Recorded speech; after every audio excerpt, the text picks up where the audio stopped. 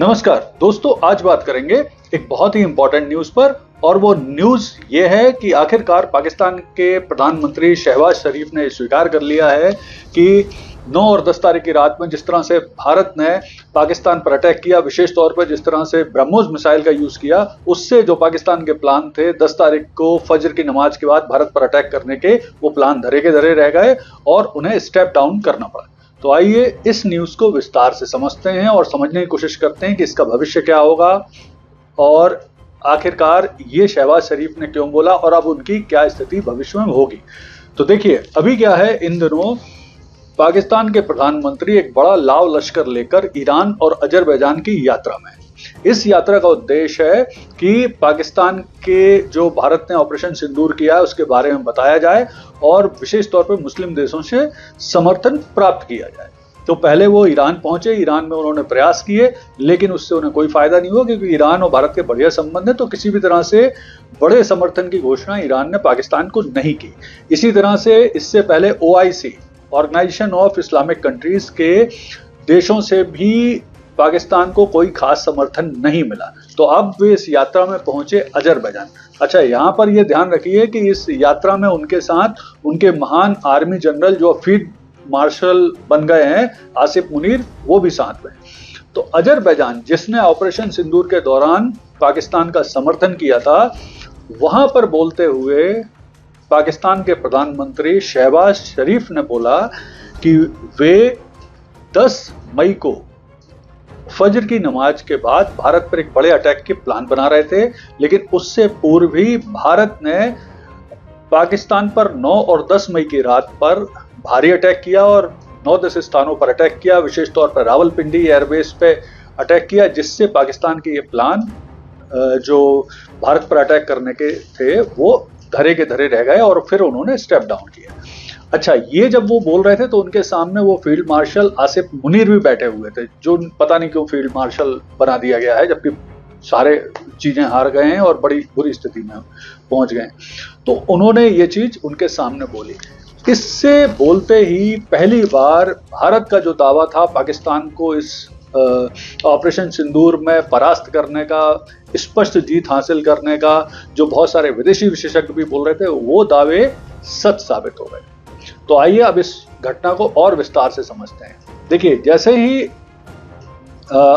शहबाज शरीफ ने स्वीकार किया कि भारत की प्रीएम्प्टिव स्ट्राइक के साथ ही पाकिस्तान के जो एयर डिफेंस सिस्टम है वो नष्ट हो गए, पाकिस्तान की जो उत्तरी जो नियंत्रण कमांड था वो भी यूजलेस हो गया, इसके साथ साथ वो रिटेलिएट करने की स्थिति में नहीं रहे, तो ये सब उन्होंने स्वीकार कर लिया। अब इस घटना से सबसे बड़ी चीज़ तो ये है कि भारत की क्रेडिबिलिटी बढ़ेगी। भारत ने जो दावे किए थे और उसके दावे के संदर्भ में सबूत दिखाए थे वो सब सच साबित होंगे।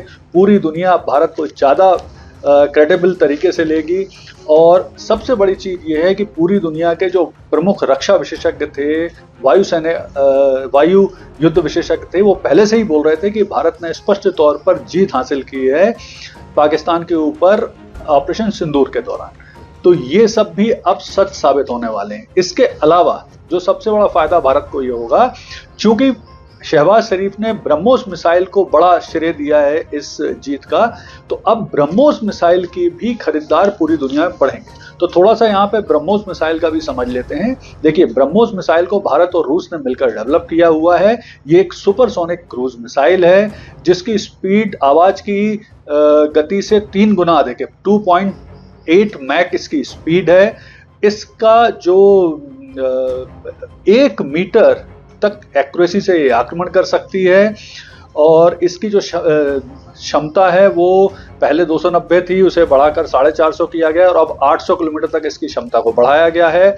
ये फायर एंड फॉरगेट सिद्धांत पे काम करती है। एक बार अगर आपने इसे फायर कर दिया तो ये खुद अपने लक्ष्य को ढूंढ लेगी, उसे नष्ट कर देगी 1 मीटर की मतलब एक्यूरेसी के साथ। इसके अलावा ये लैंड से लैंड, सी से सी पर भी अटैक कर सकती है। तो अब जो इसके नए खरीदार सामने आएंगे इस शहबाज शरीफ के बोलने के बाद, तो वो उनमें Indonesia, Taiwan, Philippines, Egypt, Brazil, सऊदी अरब वगैरह भी अब इसके नए खरीदार बनके उभरेंगे। यानी जो भारत सरकार का प्लान है वर्ष 2025 में भारत के डिफेंस एक्सपोर्ट को $5 मिलियन तक पहुंचाना, ब्रह्मोस की वजह से वो और आसान होगा।